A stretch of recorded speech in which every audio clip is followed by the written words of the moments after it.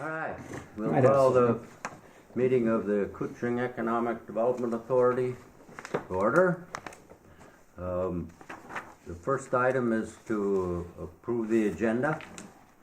Do we have any additions or deletions other than the introduction of the Minnesota North College Rainy River campus guests we have?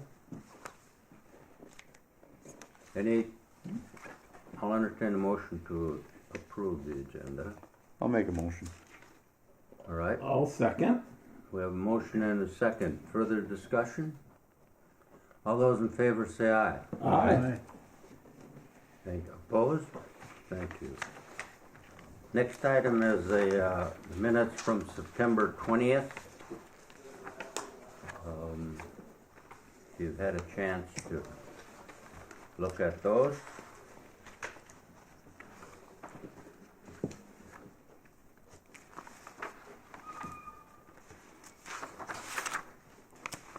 I'll move to approve. All right. We have a motion I'll second. and a second. Any further discussion? All those in favor say aye. Aye. Aye. Opposed? Thank you. Next is the treasurer's report. Treasurer Keda. All right. Yeah, I was in yesterday, and first of all, I'll do the cold weather testing, Okay. and everything looked good. As you can see, there was a transfer of 5,000 to Keda, and we have an unpaid bill that I haven't had. It wasn't here ready yet yesterday, but I'll also add to the report, and I'll take care of that when I'm done. And I would move that we accept the financial, Right? unless Paul has anything bad. No, we're starting Any- to see Yeah. some activity, so we'll see an Any increase. questions? There was an ad of a lift inspection or something? What Yeah, was that on? that's it, and I got that here. We have to do an annual hoist inspection. Oh, on the drive-on car lift? Yep. Yeah. Okay. Yep. Yep. So far, so good. Losing anybody, we figure we try to keep that streak going. Any other questions for Treasurer Taylor? He has moved the cold weather testing on paid bills and to recognize the financials.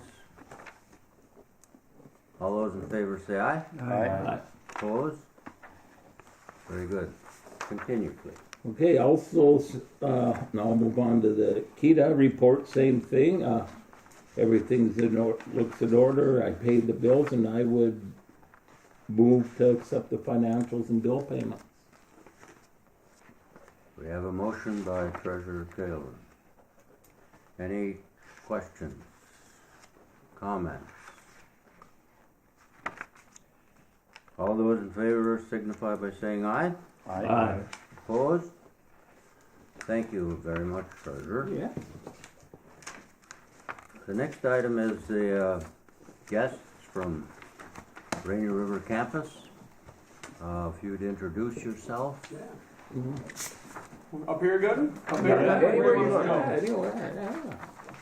There's a Come up here anyway. Yeah, join us at the table. No, yeah, Sure? you All right. can We're gonna take over there. I'll bounce over here. You're amongst friends And here. this audio Appreciate it. way there for you. Thank you. Right, yeah. So I'll start off by saying thanks for inviting us over and having us. For those that don't know, formerly Rainy River Community College has had a long partnership with Keda. We've partnered on many things throughout the year, but specifically, in fact, we have a steering committee this afternoon. I want to thank you for the healthcare initiative that we've started together, partnership between the county, the city, Essentia Health, Rainy Lake Medical Center, and we have a steering committee for that group this afternoon, just to see how we're going to move forward. So I want to say thank you for the past partnership there as well. So today we're not here about that though. Today we're going to talk about Minnesota North College. The since merged 6 campuses, 5 independently accredited colleges, and we brought Vice President Bart Johnson, Vice President of Academic and Student Affairs with, and we'll give it over to you. Well, thanks for having us. And You didn't introduce yourself. I didn't, did I? No. Brad Crassway, Director of Operations and Coordinator of Retention for the Minnesota North College at the Rainier River campus. He's the boss. He's my boss. Well, I'm Bart Johnson. I mean, I'm sure there's a few of you that I do know that I've come up here as a kid quite a bit. My mom's aunt and uncle owned the city drug dealer Andy and Mary Anderson, and Gary's my mom's cousin. So as a kid, coming up here was I thought this was a long way, and then my other relatives lived over in the Ely and Embarrass area, and so I thought that was a long way. And now that's literally the triangle of my work life. It encompasses my mom's family and the childhood driving to visit relatives and stuff. So glad to be here, and thanks for serving. I serve on the Itasca Economic Development Corporation Board, and in fact, I was talking with our president that works for us, the main staff person on the drive up here, and actually, again, as Brad drove me over here. So thanks for your work, because economic development, we know, for our communities really matters. You've got to be active and out there making sure things don't just happen without intention and people focusing on it. So thanks for the work that you do. And with all the campus director of operations, and Brad is the one here for Rainy River, we obviously we've merged, we've gone through, there's a lot of, and Alan can attest to all the paperwork that's out there that we've had to go through for approvals. But one of the things we've been coming back to is looking at, so now that this is all done, what do our priorities truly look like? And we've talked, of course, internally, we've talked with students, but it was a little bit of what are some of the key community partners that we need to just share with where we're at right now around our priorities, and just have you just take a look at it. There's no pressure for you to respond right now, but just wanted to share it with you. If you had any initial questions or responses, would gladly entertain that. But could certainly give some comment back to Brad. But how much time do we have? I can be done in 2 minutes, or I can go for 2 hours. Well, they'd probably be happy if you get into a little bit of my time, so go ahead. Yeah, we don't have 2 hours. Yeah, that we don't. About like 10, 15 minutes, would that work? Sure, Okay. yeah.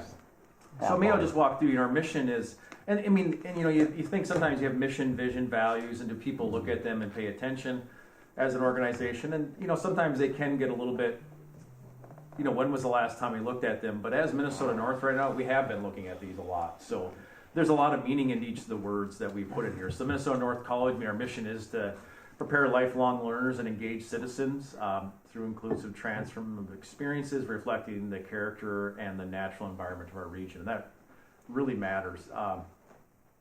I think the vision is the more important. I mean, equally important, but the thing I think is kind of more driving that, really trying to be, that premier provider of life-changing education, and importantly, being a regional catalyst for prosperity, which I think is where partnerships with economic development, with employers really comes, because it's not only the education side, but how are we partnering to make this a great place to live, and really recognizing that college has a role in that, both as an employer, but what we do in terms of opportunities for people to pursue better opportunities in life.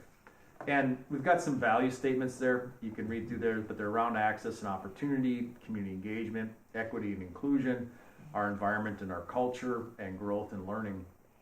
But what we're actually truly working on right now is, with all those things in place, and we had to have that to merge, really coming back to, so what are our strategic priorities? When we ask about what are we actually spending our time on right now, because mission, vision, and values shouldn't change all that often once you've kind of got them set. You want to look at them, but those aren't, maybe once a decade you'll look at, does that language still reflect where we're at? But more on an annual basis, asking ourselves around the strategic priorities. So to date, what we've identified, we had strategic priorities, these are really revised ones, so we'll say that. But our proposed revised, we're really looking to increase the geographic, cultural, and socioeconomic diversity of our campus communities. We serve part of our demographics right now, but not all. Improving student success outcomes for all students by eliminating educational equity gaps. Was just talking about nursing admissions this morning. Some in prep for work we're doing broadly, but for the conversation this afternoon, we know that we have students who come in and don't finish. And what are we doing there to eliminate those gaps? Looking at expanding our programs and deepening our relationships throughout the region. This lines right up with this, to help meet student and community needs. And really looking to grow enrollment, because they matter both in terms of access, but also creating thriving and vibrant campus communities. And Rainey is our smallest campus. It had, a great legacy of being one of the smallest accredited institutions. But our goal isn't just stay where enrollment's at now. How do we grow that so that keeps the campus vibrant, but also makes for more opportunities for people who live here? And then, of course, empower our faculty and staff to be a strong part of this. So if you look through that language there, I guess what just looking for is, do you see if there's anything missing from our priorities from your perspective, or is there any way that if we worded things differently that'd be more valuable from your viewpoint? And that's really the question we're asking, is in our priorities, do you see something that's missing, or is there a way that would word it that you think it's more powerful in us living out our mission and vision and values? Well, if I could, Yep. I went to Rainey and before moving on to a four-year institution, and I think the value proposition is you can immerse yourself in a college experience in preparation for additional education, and it's a cost-effective way to do so while staying in your community, and so I just think that the value proposition of being just a cost-effective way to get there was really important to me, and I know a lot of folks, especially as you look at the cost of four-year institutions, and people are saying, is college for everybody? And so if you can make the case that it's a value while providing a high level, nothing's watered down. You get a quality education. But for me, that was just one of the things that was important, and one of the selling points I think of the whole college system, the 5 campuses, is it's. And I went to Rainy River along with Paul. Rainy River, that's still Rainy River State in my head. So what can I tell you? Well, Rainy River still works. Yeah, but I those names, agree so, yeah. with Paul. I mean, this opportunity, because a lot of people, me being one of them, and some might say that's still the case, is I didn't know what I wanted to do. I was 40 when I realized I wasn't going to play for the Yankees, so we moved on. But that's one of the things. You can go there, you get your education and a chance to grow. And be honest, I wasn't probably mature enough to go away to school right out of high school. And once again, some people might claim that's still the same thing. But in the foundation and the base, I got to gain confidence of academically and yeah, I can do this, and as a matter of fact, just the point of not knowing when I want to, when I went there, it was in the management certification, retail management, I think it was. Well, that gave me the opportunity to know that isn't what I wanted to do, and my third quarter there, I changed to regular academics and got the opportunity to coach football and do other things that helped steer me what I wanted to do. I don't know what coaching football has to do with running a jail, but those are stories for the other day. And as part of the value academics, I still remember going to Leahy State, looking at the college, and they were telling it, some of my friends were looking at some science options, and they said, well, if you had Lee Grimm's biology, you are going to have no problem being successful down here. So I would look at us as typical success stories of what Rainy River's all about. And my brother, same thing, he went there. I sent 3 kids through there. That's right. I had one that went after high school, and I had 2 of them go when they were in high school, and phenomenal. They absolutely enjoyed it. And I know, and as part of the nurse, I personally know some nurses that they went when expanded, and we got all this going when it was on the constable board. I think they would tell you it's the best thing to ever do, and really changed, enhanced. They're like, so there's those promoting those good things. And I'll shut up now because Paul Sinner, or Al Sinner, I repeat, that's enough. But except one more thing, as successful as I'm still waiting to deal as commencement speech, but then someone told me it might have something to do with endowments or something. I don't know what that's all about. Especially, the last official Rainy River one would have been 40 years for people. God, what a statement that would have made. Anyhow, all good. Yes, in short, very much supportive. Citizen Hans. Thank you, Mr. Chair. I might as well chime in. I was in the first class, 1967. Oh, were you? Yeah. I lasted until hunting came. Well, having said that, That happens to a lot. We've seen that. Oh, you mean they don't care if I'm here? That didn't help. I actually went back 3 or 4 times, and there's just no question that that school is a part of the crown jewel of this area. It's right up there with the best things that we have up here. It's terrific, and it's changed the lives of countless kids, and several from Ontario. Yeah. So thanks for being here. Yes, we, our partnership's very important. And I strongly believe in the word community college. That you are part of our community. And a very, very important part. Beyond the education, just the values, just the institution, the culture that it brings. And so, from my standpoint, yes, it's a great educational opportunity. And as been demonstrated here, lots of people have taken advantage of it, and it's improved their lives. And but it also improves the community. It has a great deal to do with how our community operates. So, thank you very much. I appreciate it. We are, Paul is the chair of the Rainier River Foundation, and it's an extremely important part of the college. And we are now have about a $2 point some million bank account, and it's because the community participates. It's I think you'll find throughout Minsk, it's an astonishing number for a small community like ours in a small college. So, thank you very much. We value you and your contributions to education and the community.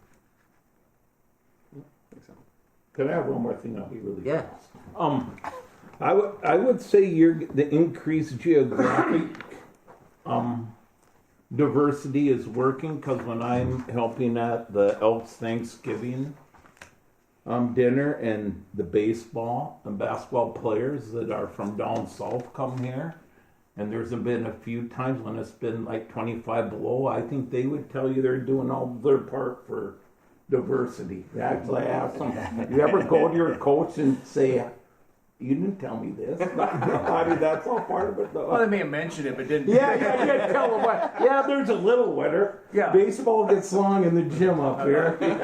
But no, and I just want, and they're involved, they're helped there, and they do other things, but they're there every year at the Thanksgiving. Yeah, that's implied there. I think that's good feedback there on the future learning and lifelong learning. Yeah. Okay. It's something to think about. Yep. Because we were doing stuff towards that, but that's not really showing up in there. That's what I'm bringing around for feedback. And that's the other thing too. I think just one other thing I would add is just that it's really vital as our employers look to the future and the pace of change now with everything with technology and AI and how the whole world is just seemingly changing constantly overnight. That unless we have kind of an opportunity to connect with institutions that are kind of leading the way on that, I was just talking to an employer today from Baudette. They have a heck of a time finding employees that have the skill sets needed in this part of the world. So it's going to be a critical connection to that workforce going forward. So I think that's remains kind of a constant for everyone in this part of the world. So. Bart, you mind if I give a quick plug for Aspire North? Go right ahead. So, just as a reminder for this group especially, just keep us in mind when you think about those economic development partnerships that we could be a part of. We are a part of a grant now, it's called Aspire North, and we're growing it, we're developing to see what's really going to look like, but the goal is to be able to reach students we haven't been able to reach before, help communities that haven't been able to help before. And one of the first ones I think of is, Paul, you were mentioning it before, A&I, because they've came to us before as well, and they said, if a student has one chemistry class, we can hire them, and we can train them after that, but they need to be somewhat interested, they need to be moving. I mean, just things like that. If there's some places that we can help out that maybe we didn't think about before, just don't forget about us and approach us to see if there's a way that we can help. So that's a good grant that's going to be growing. It's going to be, we're going to kind of figure out what specifics is going to go, but there are a lot of things in there that are going to be beneficial to this community, whether it be a mobile education trailer for welding or, whatever the program is. In the past, we weren't large enough and our community wasn't large enough to be able to sustain a technical program specifically, right? We didn't have an employer in town that was big enough to be able to hire 24 grads annually. But with mobile training, with trailers and things like that, a smaller program, smaller time frames, we're going to be able to do that kind of a thing now, and not have a 24 student expectation with it, in my mind. But anyway, so I just want to make sure that in those conversations as well, and remember us as a partner with those two. Last thing I'd say is we became one organization. I mean, there's a lot to look at now. How do we build our structure and people's jobs aligned to being one college? But equally important is, and that's Brad's role here, is we recognize no matter what, people like myself are on the road a lot, but for the majority of our employees, and especially for our students, their experience is at the campus that they're at. And we have to have equal attention to what's that experience like on the campus, and what are, and just like you said, community, what are the connections to the community? So at every campus, we have a person like Brad who is the director of operations. They have other college-wide jobs, but making sure on every campus we've got a person that is part of their day-to-day job is what's the experience and the culture like on that campus, and making sure there's good community connections. So as you see needs, opportunities, things need to get fixed, here for Rainy, Brad's that person to talk to, and we have a person each campus helping to keep. We're not in the provost era anymore, which was its own era, and then they were separate colleges before that, but making sure that there is a person at campus who, part of their job is to make sure what's happening here, what's happening locally, and how we stay connected to the community, and that's Brad's role here. So thanks for having us. Very good. If you have any more feedback, we're certainly open to it, and then and maybe there'd be other topics in the future Brad might bring to your attention, I guess. Very good. Really And thank appreciate you Yeah, for thank you, Tom. being here and keep the place open. Yeah. All right. Next item is the director's report. Thank you, Mr. Chair. Director Nevena. Thank you. A few things just to, I know a lot of this is kind of ongoing, and that's the nature of things, but our friend Felix from Onesimus, or Onesimus now, I understand the origin of that. It's biblical. And it, anyway, I've been mispronouncing it. It's Onesimus. But Felix and Felix got a call from the governor's office and asking if they could set up a phone conference to discuss his project here. And so I was invited to sit in on that phone conversation with the governor and his staff. And that's a pretty significant event. We found out that through deed, the governor reached out through deed and said, what are some projects in your areas, regions that are interesting, that have maybe a state is contributing to some degree? I want to learn more about them. So we had about 10 minutes, and Felix and I and Brad, his consultant in Phoenix, joined us as well. And it was a great opportunity for me to talk about the significance of having something like that in our community in terms of job creation and investment and diversification. And so I think it went very well. And the governor pledged that he and his staff indeed would do everything they could. If, in fact, he said, if you run into any roadblocks, you pick up the phone. He says, you can call me. And so I think that just, reinforces the fact that that's what it takes for these projects to go forward, is you have to have partnerships and you got to have that kind of support. So, it was great. We continue to work with the city on the MIF application, which again is through deed, and that's going to help support some of the pre-construction costs as well as some early project costs. They're going to allocate about 1.1 million to the total project, which is right now about 13.5 million. So it's significant, and the city will be a partner in that as well. A wetlands delineation was done, and it was interesting because it was one of the first guys that I know of, first company to come up here and do wetlands work on behalf of the city for the park headquarters, industrial park. And so he was up doing the wetlands for the delineation, and he did the entire site, which is great too, because for any expansion. And then Felix is going to be here with some guests in a couple weeks, so I'll keep you posted on that. That's going to be interesting. He's bringing some guests from Nigeria here to show them what he's up to here, and to get they're interested in bringing some of their product here. So Are they investors? they're investors and active. They have a company that they're going to provide product into the country here. So just cold weather testing. Our test season began last week. We're off and running, and it's always good. And our calendar is filled through mid-March, which is also good. In fact, we've got a first-time customer here right now on the ground, which is pretty exciting because we've been wanting to get them for some time, and so far the feedback has been really positive. And then Jaguar continues to run 3 cars for their durability fleet here, and they're going to add additional drivers over the next several months.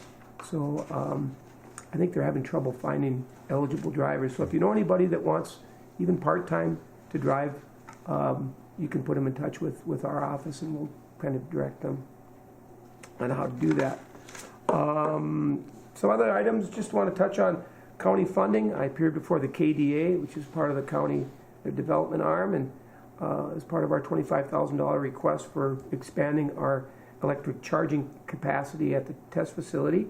The KDA approved that request, so I appreciate that from the county. Thank you. Look forward to getting that work done here this summer. The Northern Landscape Committee, I'm a part of that, and this the second of 3 scheduled meetings, and I go back to the original that was in 2004, the Forest Resource Management Plan, and you say, why am I involved in Forest Resource Management? Because the state directed each region to come up with a plan, and it has to have, it's a 3-legged stool. It's social, it's economic, and it's biology. So I'm there on behalf of the economic factors around forest management. Senator Klobuchar was here earlier in the month. I was asked to participate. It was a pretty good gathering at the library with Mayor Droba and a number of other stakeholders. They asked specifically to talk about the warehouse, the Onesimus project, but also an opportunity to just talk about economic conditions here generally. And she spent a lot of time, her and her staff spent a lot of time there, which I was very pleased. And we did have a follow-up with her staff with the EB5 program, with Felix looking at that investment program, so that was good. We've since had a phone conversation with connecting to our Washington staff. And then the Main Street program, if anybody's had occasion to drive down Main Street, they'll see some activity in front of some of the storefronts.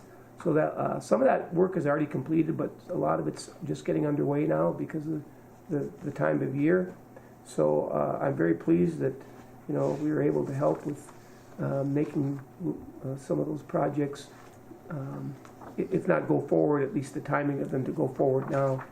And Michael Kokla of the Northland Foundation and he's the program facilitator. We'll be here in a couple weeks to visit with some of the program recipients and to look at some of the projects firsthand. So, that'll be exciting as well. So, with that, I'd answer any questions, but that's my report for the month. Unless there's a question. I've attached a couple things, and it's interesting. If you'd have told me 10 years ago that, well, let's just say that the mill across in Fort Francis would close and they would tear it down and restore it to its, I would have said you're crazy. If you'd have told me 10 years ago or 5 years ago that marijuana is going to be legalized in the state and that there's going to be a facility in the region, a $67 million facility to grow and package marijuana, I'd have said you're crazy. I included a couple of pieces on the Highway 35 LLC, which is a proposed facility in Grand Rapids, $67 million to build a facility to grow cannabis, to cultivate cannabis, and looking at 400 employees over time. Holy. It's an opportunity. And I don't care where you are on this. It's a terrific investment, job creation. In and of itself, that's significant. I understand there's some issues, but anyway, I just share that with you because you never know. Going back to our conversation with the gentleman from the college, the pace of change, and you never know where opportunities going to lead you. So I just thought that was interesting. Anyway, that's all I have, Mr. Chair.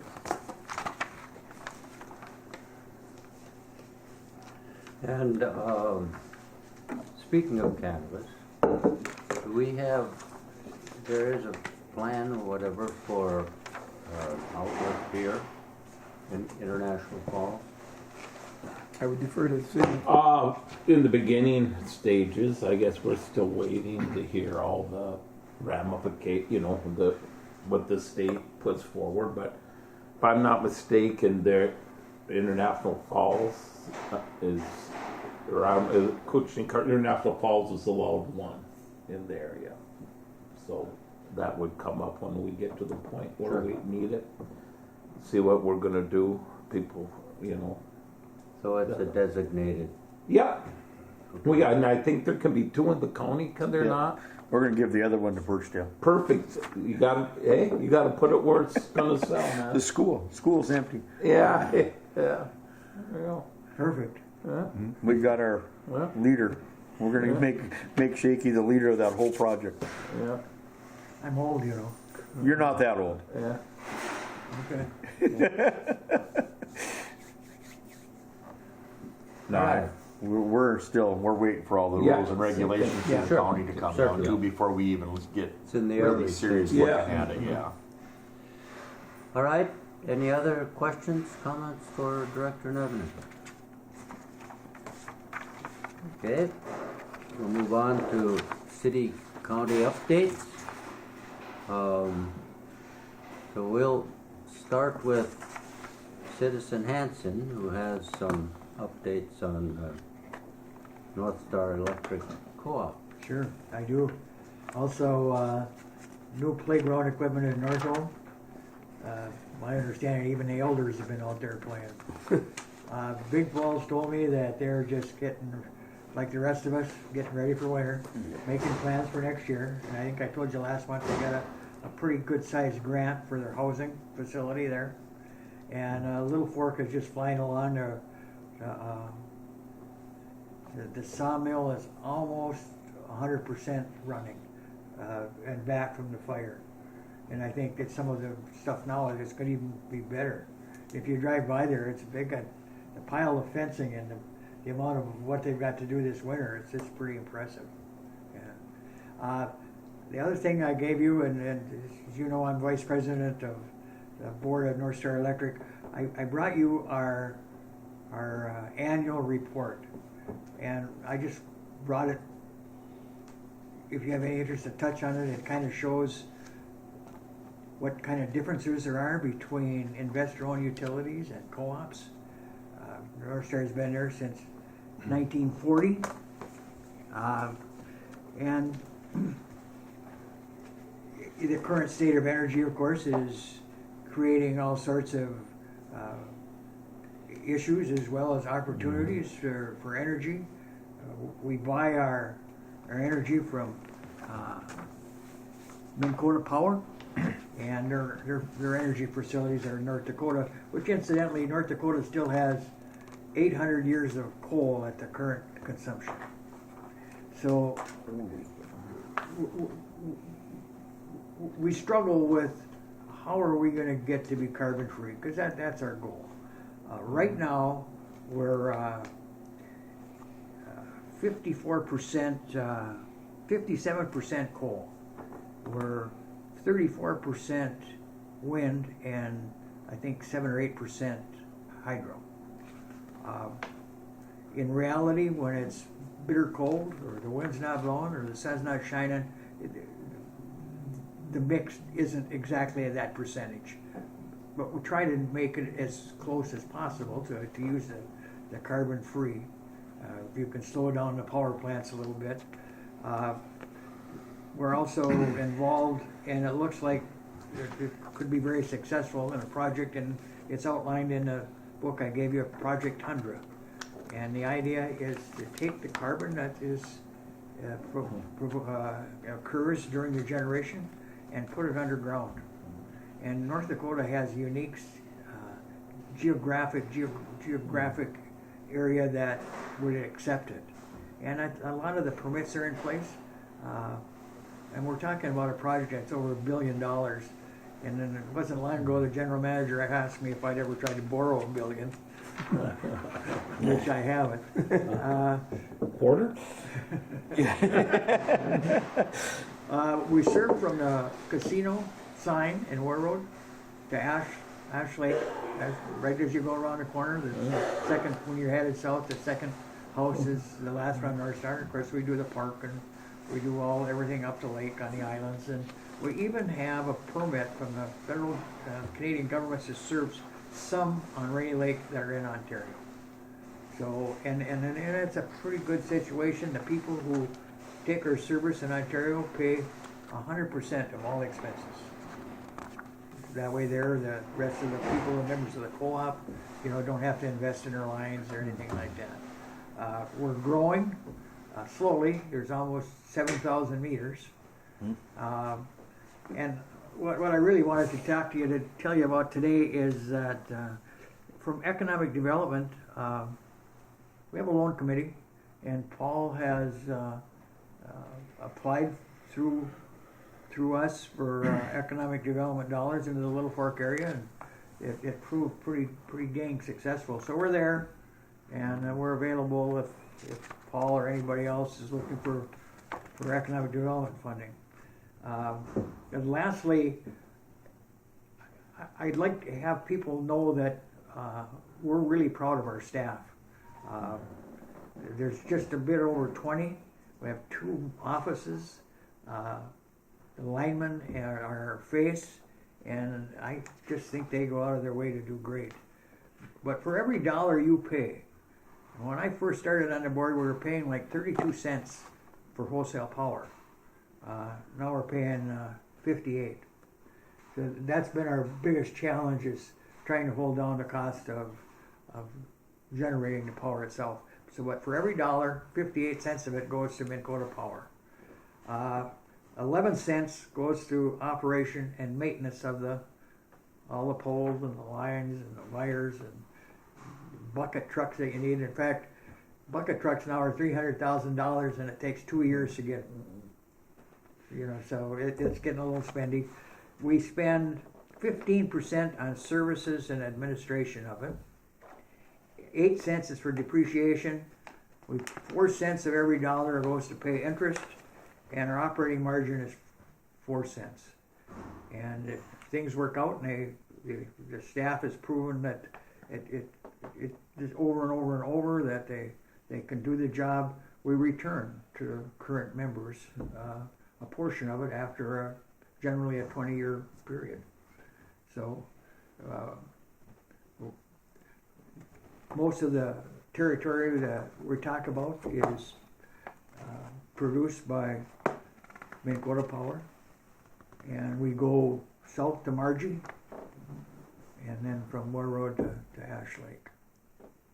So anything that's in there, if you have any questions, if you get a chance to look at it, it just gives you an overview of who we are, the history of it, and if you'd ever want the general manager or anyone else to come before us and chat about potential stuff, I'm sure we can arrange it. You know, it is interesting if you look at these are residential rates, I understand, not in, commercial or industrial rates, but we're at like 14.16 per kilowatt hour, cents per kilowatt hour. You look at California, 26 cents per kilowatt hour. Yeah. And look at the New England states, they're 25 and 26. The only ones that are cheap have got a lot of hydropower. Yeah. So we're competitive in that regard, and then I suppose commercial rates are a different matter, but still, I would guess they would reflect similar. And we provide rates for industry. Because that's a big concern, or if somebody's looking to locate somewhere, energy costs are going to be a big consideration. The end of school used almost $90,000 worth a year. So I don't know, how that'll go.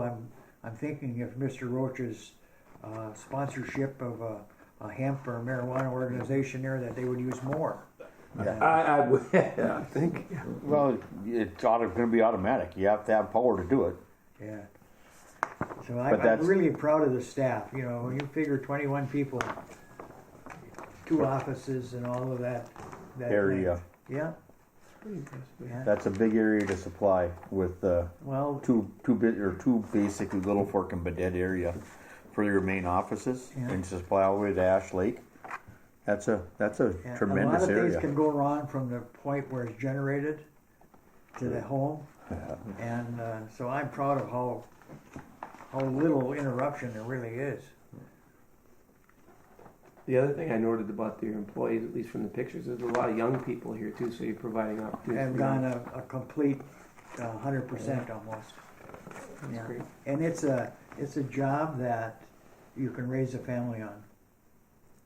You can get it done.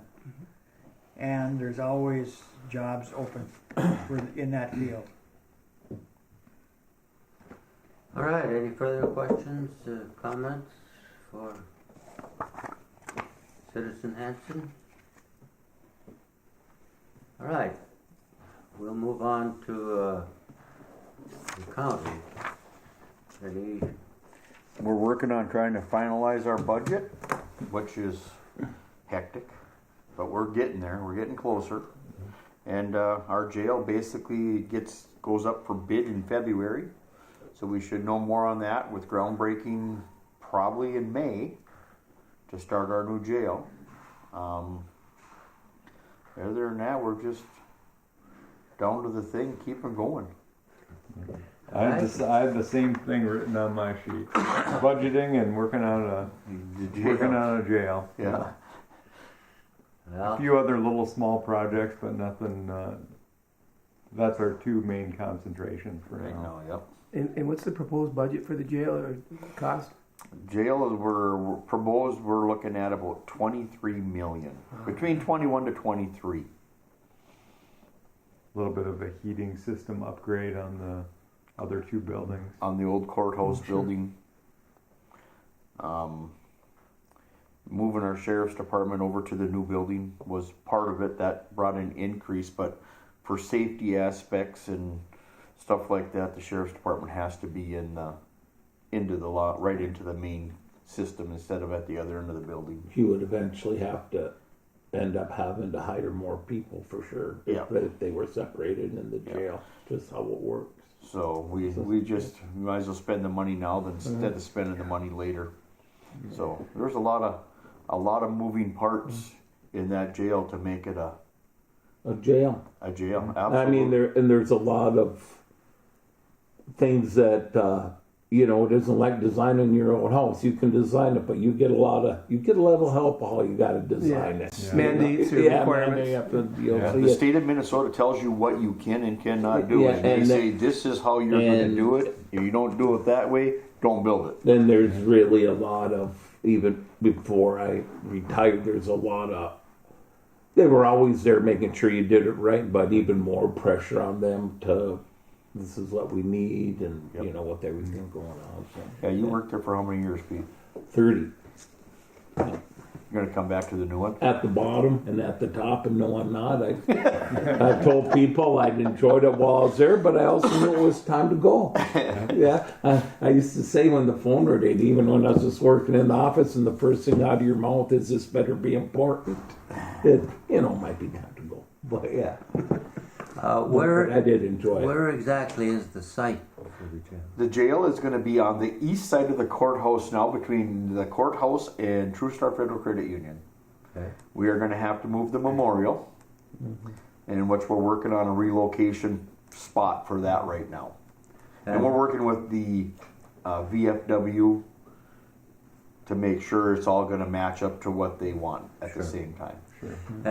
And will it be attached to the courthouse? There will be a walkway between it with an elevator, so all prisoners will be direct access to the courtroom. Yeah. They won't have to go through any public walkways or nothing. Okay. So the walkway will be on the second floor, so they walk up above. Yep.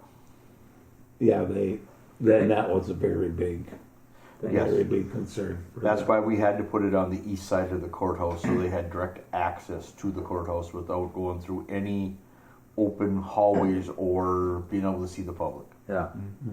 All right. Lost a few down the stairs. Councilor Taylor. And I would just add to stick with that too, talk about job and job opportunities and I know it's different, every job changes, but they're always looking for corrections officers, dispatchers, and it's not for everybody, I'll tell you that, but if it is for you and you find it a niche, what it kind of did going into law enforcement or criminal justice, that a lot of people don't, well, I want to be a corrections officer, but that ended up being a good niche for me, a good spot for me in the career. But it's a good job. You get to, if your things maybe making a difference in people, and dispatching, you're the first responder on the call. I mean, speaking of being proud of employees, those people up there and how they do it here, do both jobs.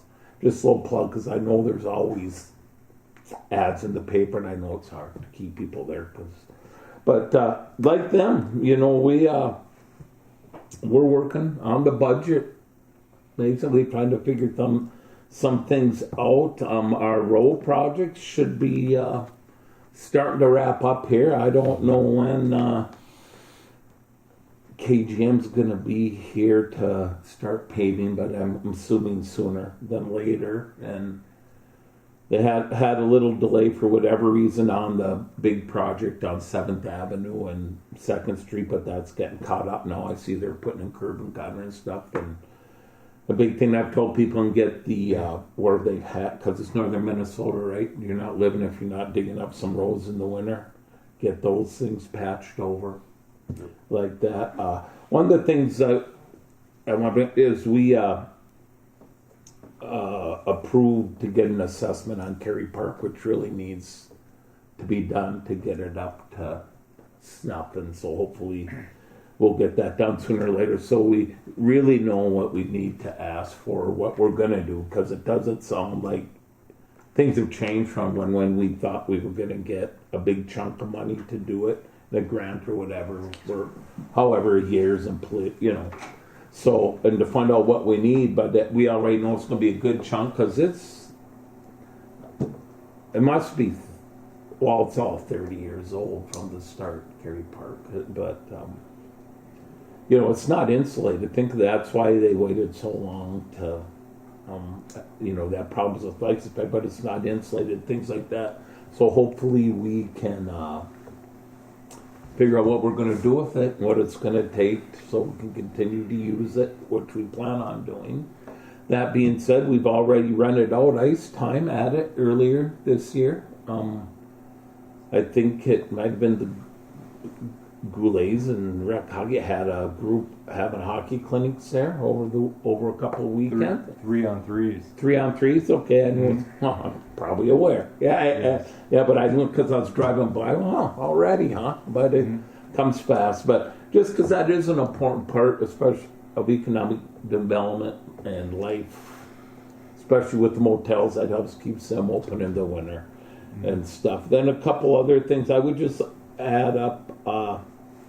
We're going to have the Veterans Breakfast every year on Veterans Day for those listening, 8 to 10:30 at the Elks Club. If people are interested, come down free to vets. I think it's going to be $8 for others. And the money's going to go, I believe, to local vet. It will go to a veterans cause. And I think our plan is to give whatever we make to the van program for the VFW that brings guys down to Virginia, I mean the cities where they need to go, and there's going to be something related to that on December 9th in that Army-Navy game. They're going to at the VFW and out at Rainier, they're going to be raffles and stuff, and the Veterans Office is going to be selling t-shirts. Some go Army, beat Navy, and some Navy beat Army for the same cause. Try and raise some money. I just get the opportunity to put that in there, and I'd like to get that out there. But other than that, yeah, working on the budget and everything else that goes along, like they said, around the city. Any questions of Councilor Keeler? The next meeting. Mr. Chair? Yes. Since we have a holiday coming up, Halloween, will we have a few minutes for a Halloween story? Sure. Looks like 5. 8. I don't know how old I was. And it's like Maybe 70 years ago, my parents bought me instead of a doll, they bought me, like you would for a girl, they bought me this little monkey. Well, it stood about this high, and like the color of that stapler, and I suppose I loved it. I played with it, played rough with it once in a while, and beat it up. My little brother, he came along, he played with it too. When my parents had to move out, I saw that monkey there. I remembered it, so I took it. I put it up on a shelf in my garage along with a couple teddy bears that were there too. One day I noticed that something was kind of chewing on the monkey. And the monkey's pretty, it's 70 years old, it's just not that good a shape, Well, I didn't want it chewed up, there's kind of an emotional attachment to it, so it was up on the top of the shelf, so I took a ladder and I grabbed the monkey, and right next to it was a hanger, just, a regular clothes hanger, and I put it across that hanger and just moved it away so whatever was chewing on it couldn't get it. It would just be hanging there. Halloween night came, and my colleague in matrimony decided she didn't want kids coming to the door, so out in the side of my garage I put a light, a table with candy and everything, and I could sit in another portion of my garage in the dark and I could watch the kids come. A little girl about 10 years old and another one maybe 7 or 8 and a little boy. They came in the garage and they looked around, they couldn't see me, I'm in the dark, They start digging through the candy. They're probably going to take more than they would if you were just in the house, And all of a sudden, the oldest girl looked up and said, "He hung his cap!" And the candy went flying. They ran back in the car, and away they went. That's my Halloween story. You got to keep all your candy. got it in under the dog, yeah. All right. So, November's meeting would be, if we have the same day,